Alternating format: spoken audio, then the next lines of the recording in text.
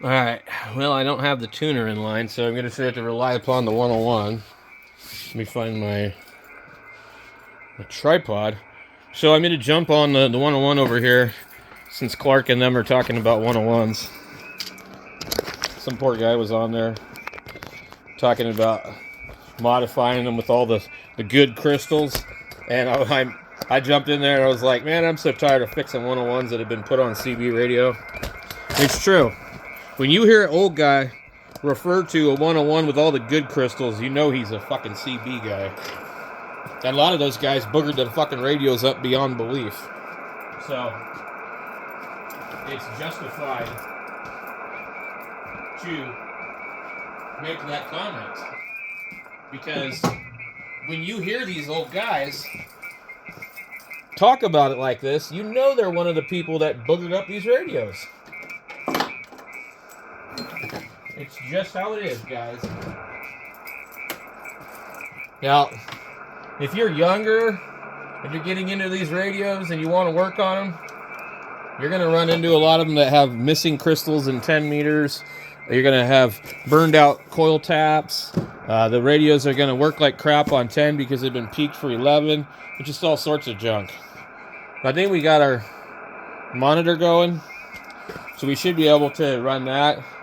I'm probably pretty close to where Clark's at. Oh, we're on 40, so we're not even close at all. Okay. So this is going to take a little bit of doing to do. But you kind of got to guess where you're at on the band.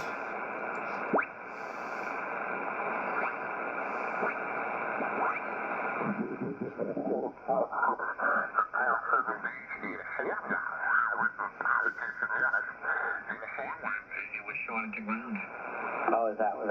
I didn't realize that. Now, mine's calibrated pretty closely. Interesting looking piece. It was round. It was kind of clear. And I'm going to have to tune up over them, or a little bit near them. Roll call follows. AC6DQ, buddy. And we'll go below them then.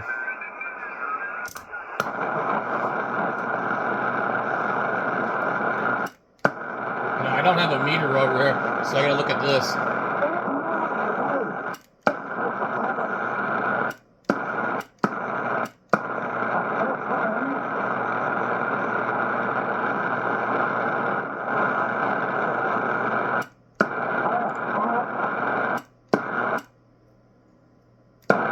We gotta do it really fast. Let's see how much current I'm pulling. Plenty.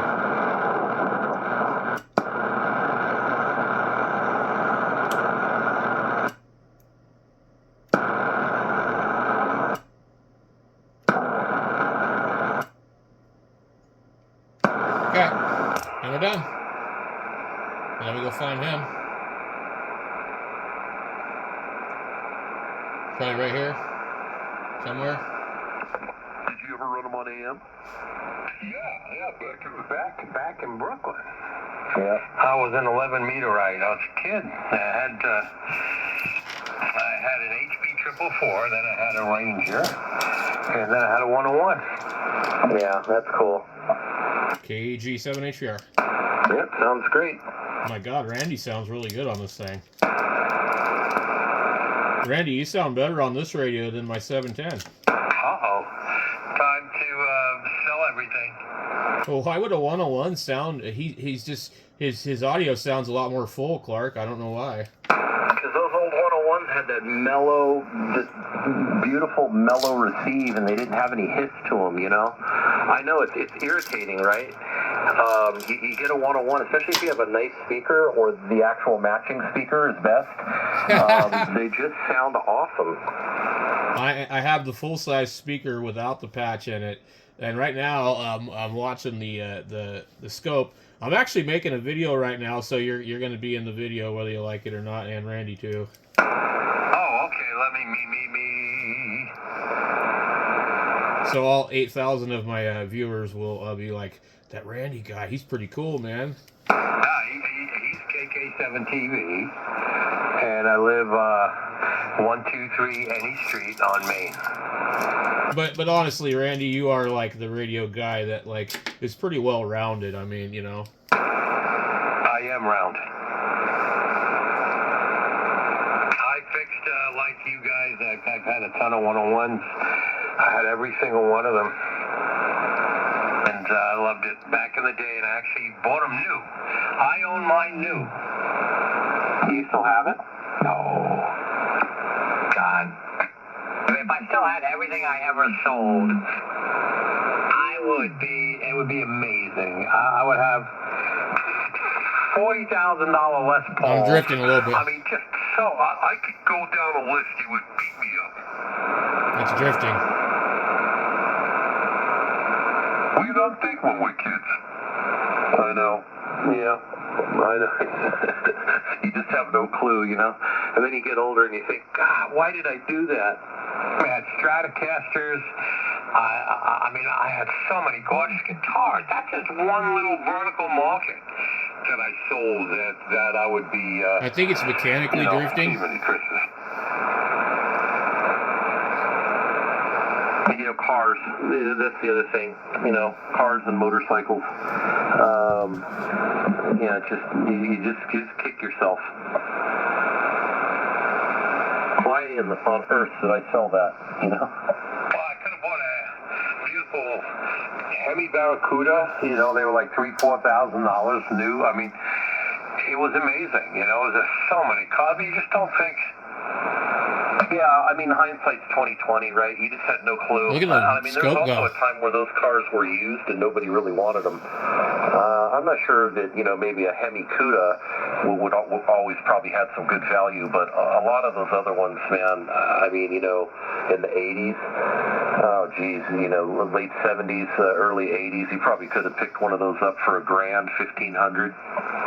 Yeah, like a 426 wedge, a Belvedere with a 426. They were so gorgeous. But you know what really blows my mind? When they transferred from AM to sideband, the KW1, they couldn't even give them away. If you read some of the old want ads in old CQ magazines, you'd freak on what they wanted. Then, of course, they became popular for $20,000, $30,000 bucks. But it was unbelievable. Yeah, I know. Yep, sideband without, and a lot of those got converted to sideband. They basically became an amplifier, sideband, you know, for sideband use. I got a book written by nicest here. It came out a couple years ago, and the book is on Central Electronics and the whole story of the sideband transmitter and exciter. And a lot of people, even Art Collins, he had a Central Electronics exciter, and he converted his KW1 for sideband, and he actually got on. Not used anymore. You know, those things. You're right. Now, of course, the prices have come way, way down because there's nobody that wants them anymore. There's also people that want a big, huge transmitter. I'm one of them, but, you know, I see those things go for $6,000. I mean, they had a bunch that went in an auction that were even less. You know, I see them for $8,000 sometimes. I mean, they don't pull the money anymore. No, not when I could use my Anon or my Yaesu or my Kenwood or this ICOM. They all make beautiful AM now. There is no reason to do that. Yeah, except for just, you know, I want one. I've always wanted one, and I will have one. You know, I enjoy the old radios, but, you know, you're absolutely right. I mean, you could just get one of these big amps like I have, and then one of those, and, man, I mean, you don't need anything else. But I'm speaking like you. I have a Johnson Desk, Johnson 500, a Valiant, a Ranger, an Invader 2000. I have all those guys. And I just don't feel like bringing them here. Yeah, I have 2 desk kilowatts. Yep, I know. I was on, Jim and I were on AM Sunday morning, 3855. I should have texted you. What were you running? I was running the homebrew AM transmitter. It's got a pair of 4-400s modulated by a pair of 304 TLs. Oh, wow. That must be really beautiful. Have you got a window so you can watch them? Yeah. It's got a window for the 304s and for the 4400s, and it's a real high-performance transmitter.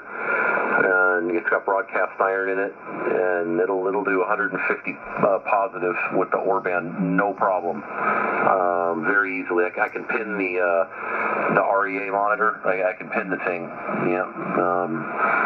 Real high performance modulator in it, and it's 10 through 160 band switched, and I got vacuum relays that switch the tank coil. Yeah, I had to send you some pictures of it. It's wild. I'd love to see it. That's the one I normally run up on 29 megahertz because it'll do.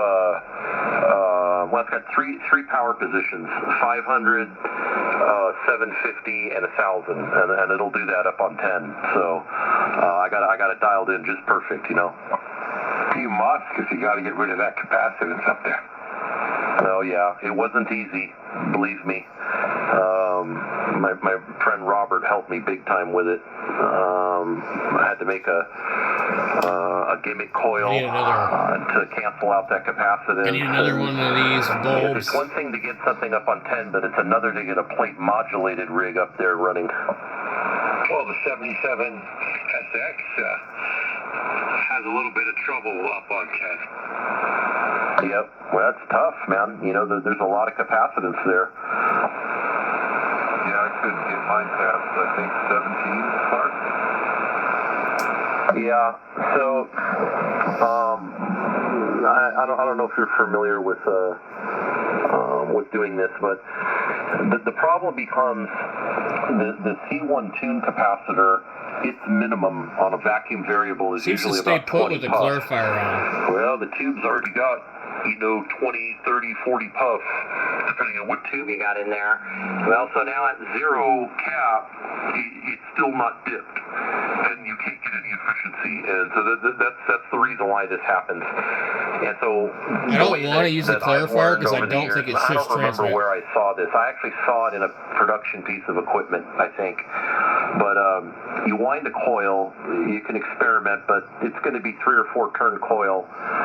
I wind a flat stock on a broom handle, and I just cut a 1-inch wide flat stock, and I wind it around a broom handle, drill a couple holes in the ends, and that goes between the top of the tube, the top of the plate choke, over to the C1. Wow. And so that inductor right there, that thing cancels out that capacitance. And so the more inductor you put there, the more C1 cap you are now allowed to use. And so if you get that perfectly done, then that C1 cap is now got enough range in it to actually get 10 meters to dip perfectly. Oh, wow.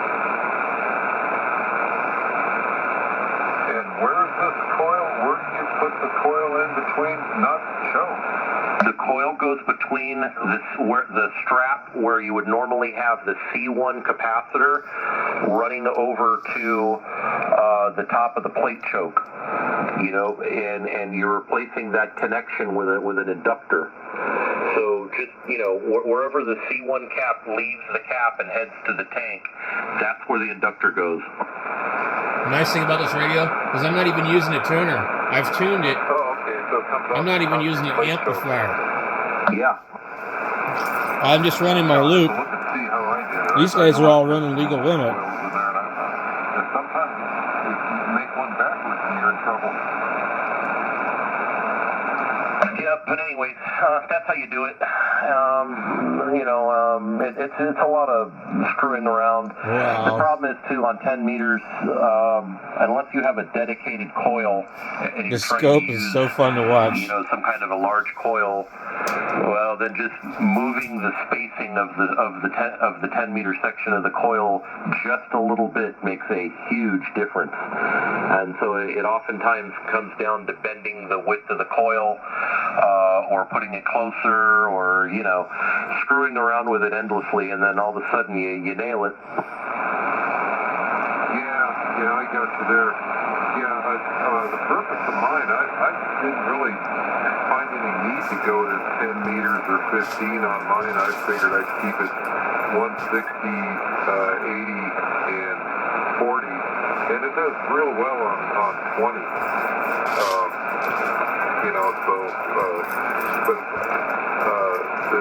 Predominantly I'm down here on this band, or it might be on 40, so, or 160, does real well on 160. So, I've never heard anybody on 10 meters on AM. Oh, I made over 300 AM contacts on 10 meters with that transmitter so far. All of my friends went to 10 meters back east, and there's when the band is open, there's just an endless amount of people out there. It's just unreal. And I get on there and talk to my friend in Pittsburgh. He's got a Johnson 500, and I started out using my 500, talking to him, and that's what kind of got me motivated. I got to get a real transmitter up on 10. I want to go up there full power and full fidelity and everything, and so that's what drove me to pull the deck and get it done. But I'm hoping these aren't broken. There's a lot of AM up there. You just see the band has to be open though. That's the problem. Yeah, what it is, it's impressive, isn't it? You talk all over the place on 5 months, let alone a lot more. So what frequency is the AM guys use on 10? 29 flat up to about 29040, and that's where they're all at. I for whatever reason ended up on 29010, and that's just where I would hang out. And when the band was in, I think it's last year, I have to look at my notes, the year before or last year, I would have it on every day as I was just working, and they'd just be there, man. It's just like for months it was the same 20 or 30 people every single day there. Yeah, I remember. The problem I have here is I have a lot of static from the power line, so that makes it pretty tough on the receive. But I think around 9, 10 o'clock you can pick up parts of Europe, Africa, and then after that it comes the whole United States for most of the day. Yeah, it's a lot of fun up there. I sat one afternoon into the evening and talked to a Collins collector in New Zealand. It's a guy that I see on the Collins email group all the time, and I couldn't believe it. He was on a KW1 and a 75A4 in New Zealand on 10 meter AM, and we sat and talked for a straight hour. It was really, really cool. Yeah, was that in the afternoon by any chance? Yep, afternoon all the way into the early evening. Right, yeah. Sometimes it's an amazing propagation. I want to turn on the Kenwoods. What do you think? Well, go ahead and take it, Randy. I've been hogging it, or Bram. I guess Bram's still there. I'm going to fire up the Kenwood twins since they're right next to this. Yeah, unfortunately, I got to get out of here. I got to have the truck up at the shop. The pinion seal's leaking. I got to have it up there first thing in the morning, and then I got to make a house call to another shop. They need my help with something, and then I got to get my butt to work. So I'm going to say 73s, everybody. This was fun. I'll talk to you guys tomorrow night. All right? W7WRX. All right, we'll catch you later. KG7HR. See you later, Clark. Good talking to you, KB7OCY. Oh, Clark, you don't know what I did with my 77SX? What's that? I pulled out the vacuum. I have a vacuum for the plate. I have 2 gang together variable X capacitors. Oh, really? Works great. It tunes out all of it. I could get zero capacitance on the 10 meter band. Yeah, I mean, if you got a cap that goes down that far, that's great. Yep. I really want to hook up that one. Big Jennings like I use, they're either 20 or 40 minimum, and it's a problem. Well, you have two vacuums in yours. You have one for the plate, which mine came with a plate one, but mine came with a pair of regular air variables ganged together. I've got some pictures of the cover off of that thing. I'm gonna have to get back to you. I don't really remember what's in there. And I never had that on 10. The highest I ever had that amp is 20. Gotcha. All right. Go. I will talk to you tomorrow. Yep. All right. Yep. See you guys.